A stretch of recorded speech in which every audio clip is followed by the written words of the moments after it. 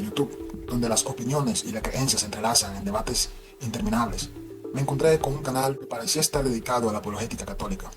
Sin embargo, lo que debía ser una defensa razonada de la fe rápidamente se transformó a algo más parecido a un espectáculo circense. Un youtuber que, bajo la bandera de la apologética, se dedica a ridiculizar a los protestantes y cualquier crítica que no encaje con su visión personal de la iglesia. Lo que comenzó como un intento de diálogo respetuoso terminó en acusaciones infundadas y tergiversaciones. Todo esto porque me atreví a hacer un simple comentario: si realmente estaba defendiendo la fe o simplemente enfocándose en una apologética media cuando existe un ataque a nuestra fe que viene desde los mismos católicos y católicos que son injustamente atacados. Yo me pregunto siempre, ¿no necesitamos de apologética que defienda también estos aspectos de nuestra fe? Ese es el tipo de dinámica que enfrenté cuando intenté plantear una crítica constructiva. No pedía que hablaran mal de la iglesia o del papa, sino que abordara temas importantes con honestidad y sin cegarse por una defensa irracional. Pero lo que recibí fue arrogancia, tergiversaciones y ataques personales. Hoy quiero hablarles sobre este tipo de apologética malentendida, comenzando por lo más importante. ¿Qué es realmente la apologética? La apologética católica es mucho más que una simple defensa de la fe. En su esencia, es un acto de caridad intelectual. Como nos recuerda San Pedro en su primera carta: estén siempre preparados para dar razón de su esperanza, pero háganlo con mansedumbre y respeto. La clave aquí está en estas dos palabras: mansedumbre y respeto. Cuando alguien se dedica a ridiculizar o atacar personalmente a otros creyentes, sean protestantes o incluso otros católicos, está traicionando el verdadero espíritu de la apologética. En mi experiencia con este youtuber, y no solo él, vi cómo se burlan constantemente de los protestantes, no solo refutando sus argumentos, lo cual considero que está bien si se hace con respeto, sino mofándose de ello por su ignorancia o condiciones. Esto no es apologética, esto es entretenimiento barato disfrazado de defensa teológica. Cuando le hice una crítica constructiva sobre este enfoque y recordándole que hay muchos católicos que también necesitan una defensa sólida de su fe, especialmente aquellos que son injustamente excomulgados o tratados como cismáticos solo por cuestionar ciertos aspectos, él tergiversó mis palabras. Me acusó falsamente de querer hablar mal del Papa e incluso de la Iglesia, pero eso nunca fue mi intención. Sin embargo, mi premisa fue muy clara desde el principio. Le dije: este es tu canal, puede decir lo que quiera y publicar lo que quieras. Lo que sí le sugerí es que en vez de enfocarse tanto en atacar a los protestantes, podría usar su plataforma para abordar temas importantes dentro del propio catolicismo. Sin embargo, él prefirió interpretar mi crítica como un ataque personal hacia el Papa y me acusó de ser un sedevacantista o un cismático.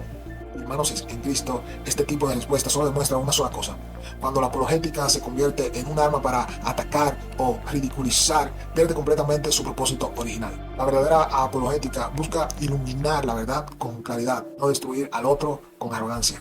Ahora que le he hablado sobre lo que realmente significa la apologética católica y cómo debe ser una defensa de la fe basada en la caridad y el respeto, quiero profundizar ahora en un tema que ha causado muchas controversias y divisiones dentro de la iglesia: la postura sobre el papado actual y las dudas legítimas que algunos católicos tienen sobre la legitimidad del Papa Francisco. Pero antes de entrar en detalle, es importante aclarar algo.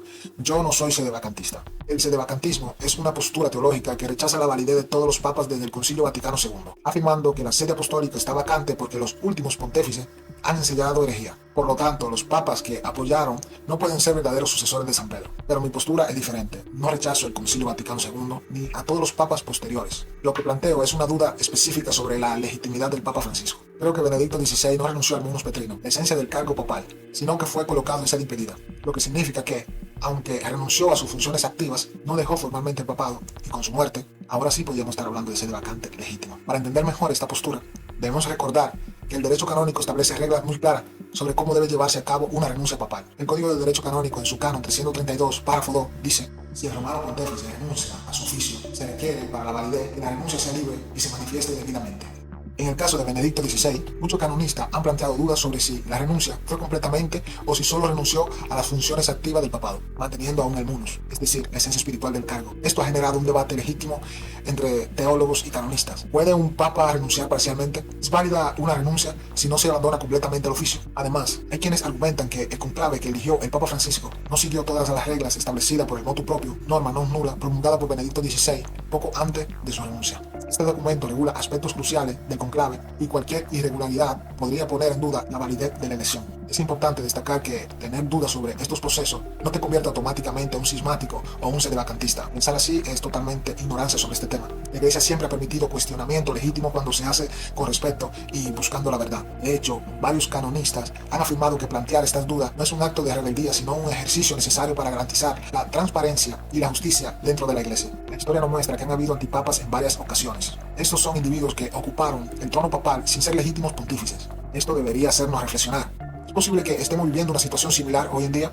No estoy diciendo que sea así, con certeza, pero creo firmemente que estas dudas deben ser respondidas por las autoridades eclesiásticas para evitar divisiones mayores entre los fieles. Ahora con ustedes quiero abordar algo que es fundamental para cualquier fiel católico, el derecho canónico. Este es un conjunto de leyes que rige la vida de la Iglesia y asegura que se respeten los derechos de cada uno de sus miembros. Sin embargo, cuando estas leyes no se aplican correctamente o se ignoran, surgen problemas graves que pueden afectar tanto a los fieles como a la unidad de la Iglesia. En mi interacción con este youtuber mencioné un caso que me parece emblemático, el del teólogo Fernando María Cornet, ítalo-argentino, quien fue excomulgado sin un proceso justo, sin que se respetara la norma del derecho canónico. Cuando le planteé este tema al youtuber, su respuesta fue despectiva e ignoró completamente el aspecto legal y moral que estaba planteando. Es importante que el derecho canónico sea respetado en todos los niveles. El derecho canónico es esencial para garantizar la justicia dentro de la Iglesia. No es solo un conjunto de reglas arbitrarias, es una estructura legal diseñada para proteger a los fieles y asegurar las decisiones importantes, como excomuniones o censuras graves, se tomen de manera justa y transparente. En el caso de Cornet, un teólogo con una trayectoria sólida dentro de la Iglesia,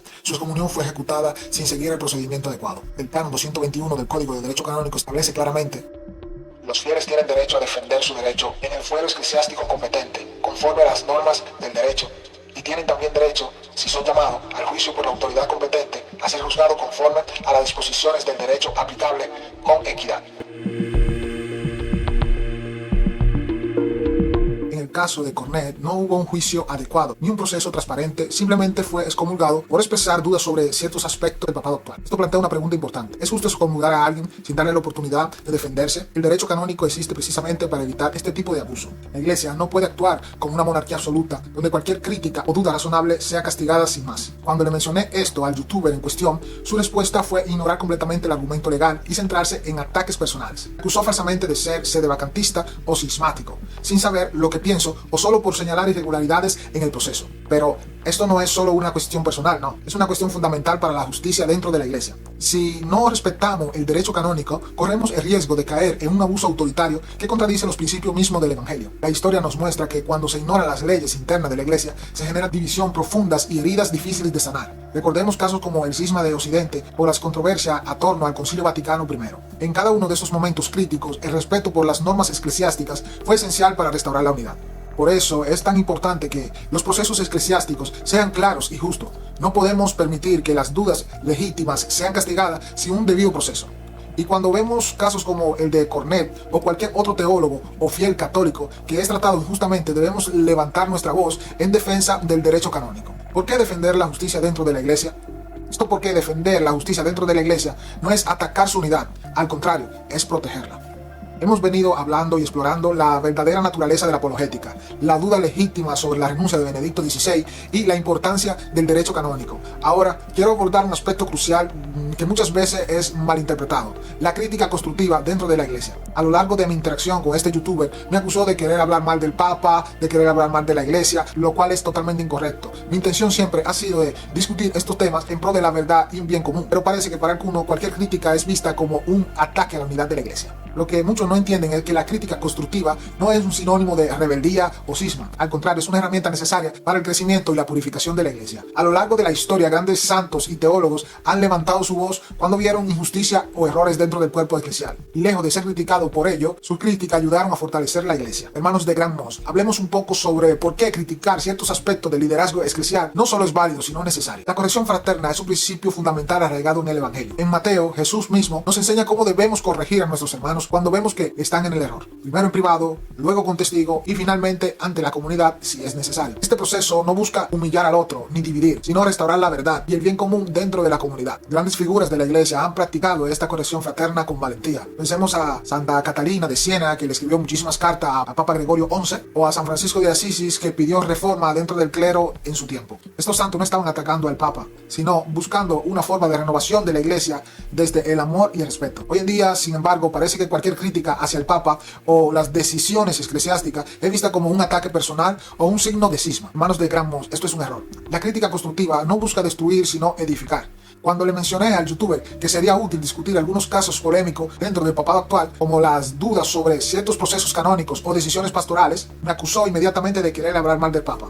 Abro un paréntesis. El mismo Papa dijo en una entrevista que no está contrario a la crítica, ni siquiera a la crítica que no son constructivas, porque él dice que la crítica no constructiva lo hacen superarse, por así decir. Hermanos, criticar ciertos aspectos del liderazgo papal no significa rechazar el papado como institución, ni mucho menos atacar a la iglesia. De hecho, el catecismo de la Iglesia Católica nos enseña que los fieles tienen no solo el derecho, sino también el deber de expresar sus preocupaciones cuando ven algo que podría estar mal dentro de la iglesia. Esto debe hacerse siempre con respeto y caridad, pero también con valentía. La historia siempre nos enseña y nos muestra que muchas veces las reformas más importantes dentro de la iglesia surgieron precisamente gracias a voces que se atrevieron a señalar lo que no andaba bien. El Concilio Vaticano II fue convocado por Juan XXIII precisamente para abrir la ventana a la iglesia al mundo moderno y corregir ciertos excesos o errores acumulados durante los siglos. Y aunque hubo resistencias internas, estas reformas fueron necesarias para revitalizar la fe. Por eso es tan importante entender que criticar ciertos aspectos del liderazgo eclesial no nos convierte en enemigos de la iglesia. Al contrario, cuando lo hacemos desde una postura sincera y buscando el bien común, estamos contribuyendo a su purificación y fortalecimiento como católicos. Es que debemos amar tanto a nuestra iglesia que tenemos que estar dispuestos a corregirla cuando sea necesario. Siempre con respeto y fidelidad al magisterio, pero también sin miedo a levantar nuestra voz cuando sea necesario. Ahora, queridos amigos, para finalizar este video, quiero que hablemos de un peligro que muchos fieles no reconocen. El fanatismo papal es parte de nuestra fe católica, pero hacerlo de manera ciega e irracional puede tener consecuencias graves. Cuando se defiende al Papa como si fuera infalible en todos sus actos y decisiones, sin distinguir entre su autoridad espiritual y sus acciones humanas, caemos en un tipo de fanatismo que puede dañar tanto a la iglesia como a nuestra fe. En mi interacción con este youtuber vi como cualquier crítica hacia el Papa Francisco era inmediatamente rechazada como un ataque a la iglesia misma. Me acusó de ser sedevacantista o cismático simplemente por expresar dudas razonables sobre ciertos aspectos del pontificado actual. Pero este tipo de defensa ciega no es saludable para la iglesia.